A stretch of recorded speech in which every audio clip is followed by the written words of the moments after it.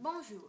Molière est né à Paris au 15 janvier 1622 sous le nom de Jean-Baptiste Poquelin. Il était un dramaturge et acteur français qui est connu pour ses comédies satiriques. Ses œuvres les plus connues sont Don Juan, Tartuffe et l'Avare. Il était le fils d'un décorateur professionnel et il est allé à le collège de Clermont à Paris, où il a fait de connaissances de l'œuvre d'Épicure et de Pierre Gassendi. Il a étudié le droit à Orléans et dans 1643, il a fondé avec une famille l'illustrant le théâtre. Du moment où elle a pris le nom de Molière. L'illustre théâtre a porté aucun succès et a également Molière un certain temps en prison parce qu'il n'a pas pu payer les dettes.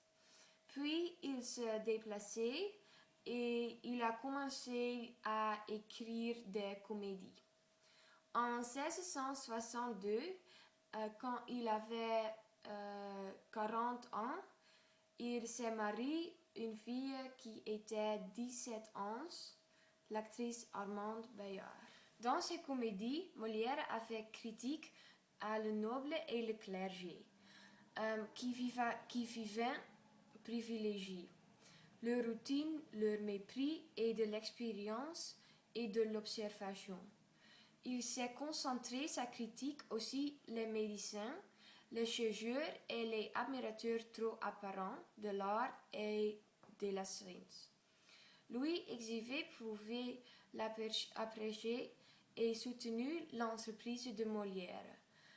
Il a donné la permission d'agir en son propre palais royal.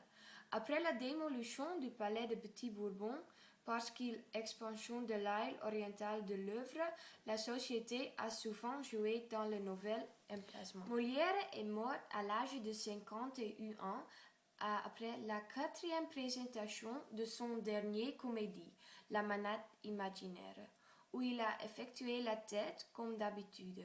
Dans sa jeu a été un paradis à la son maladie. Une bonne recette contre la maladie était diluer vin avec un gros morceau de bœuf et fromage de Hollande. Pendant la représentation, Molin devint soudain malaise.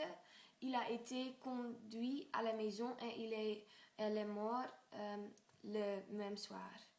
Il y a plusieurs films faits à propos de la vie de Molière et il est sévéral tableau d'honneur et...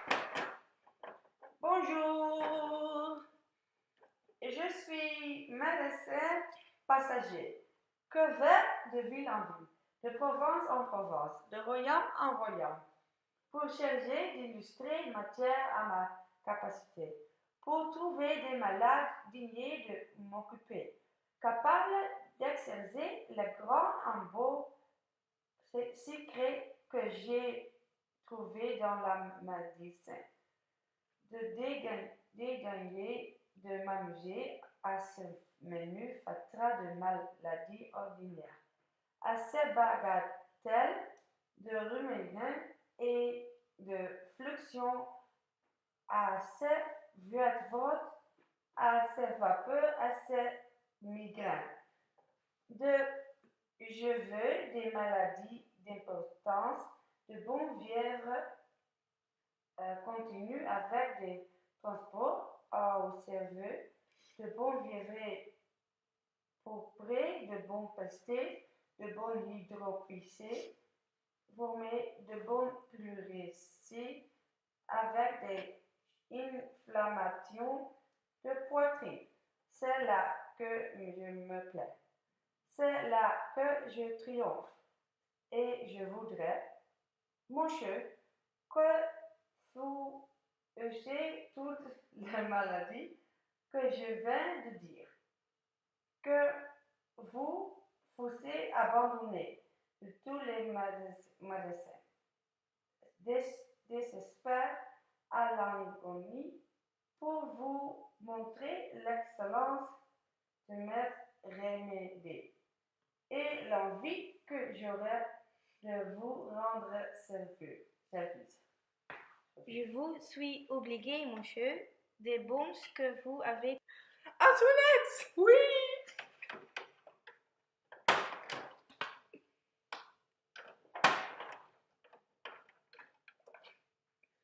Donnez-moi votre pose. Alors donc, que l'on batte comme il faut. Allez, je vous verrai bien aller comme vous devez. Oui, ce poule avait l'impertinent. Je vois bien que vous ne me connaissez pas encore. Que est votre médecin? Monsieur Purgon. Cet homme-là n'est point écrit sur mes tablettes entre les grands médecins. De qui dit-il que vous êtes malade? Il dit que c'est de voix et d'autres disent que c'est de la rate. Ce sont tous des ignorants. C'est du poumon que vous êtes malade. Du poumon? Oui. Que sentez-vous? Je sens de temps en temps des douleurs de tête. Justement, le poumon. Il me semble par vous que j'ai une voile devant le jeu.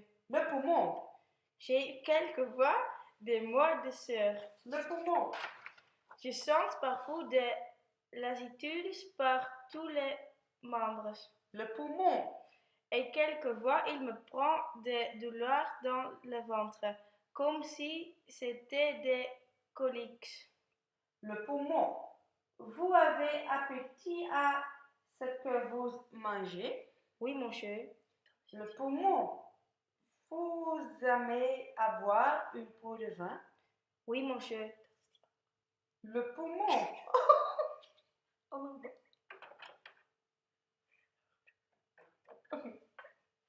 Le poumon. Il vous prend un petit sommeil après le repas et vous êtes bien assez de dormir? Oui, monsieur. Le poumon,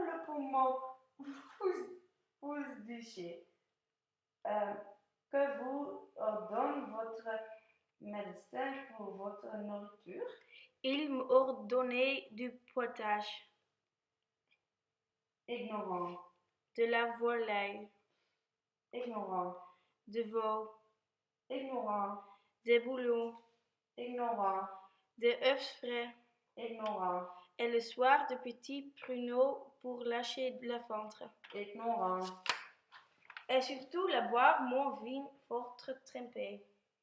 ignorant-tu, ignoranta, ignorantum, il faut boire votre vin pur, et pour épaissir votre sang, que est trop subtil, il faut manger de bons gros bœufs, de bons gros porcs, de bons fromages de Hollande, de gros et de riz, et d'un marron et des oublis.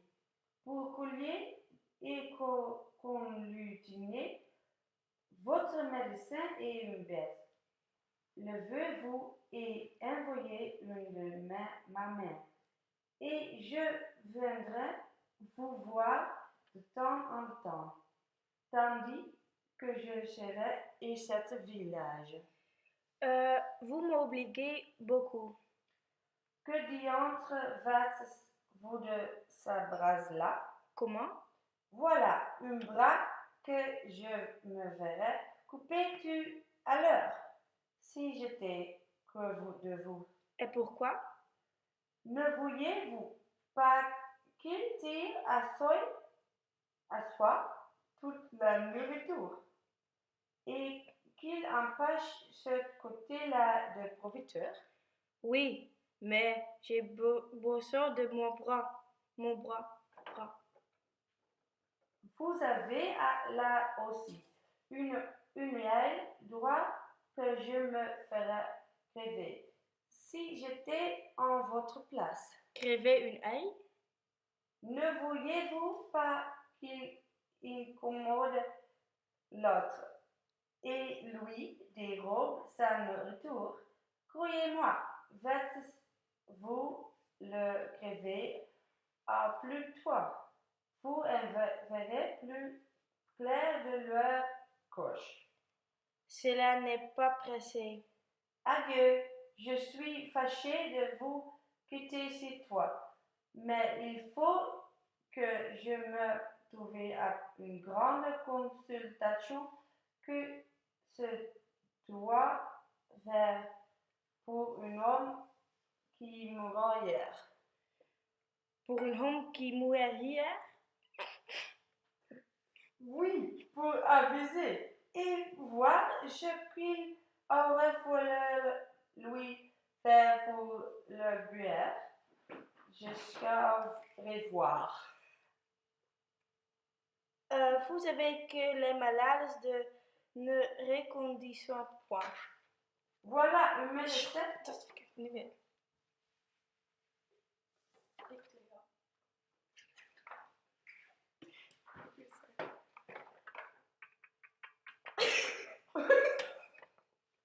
Voilà, une médecin vraiment qui paraît fort habile. Ouais, mais il va un peu bien vite. Tous les grands médecins sont comme cela. Me couper un bras et me crever une œil avant que l'autre se porte mieux. J'aime bien qu'il ne se porte pas si bien. La belle opération de me rendre borgne et manchot. Au revoir.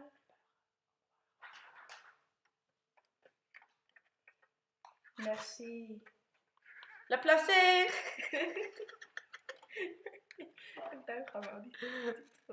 Au revoir. Merci. Merci. Merci, merci. Au revoir. Au revoir. Au revoir.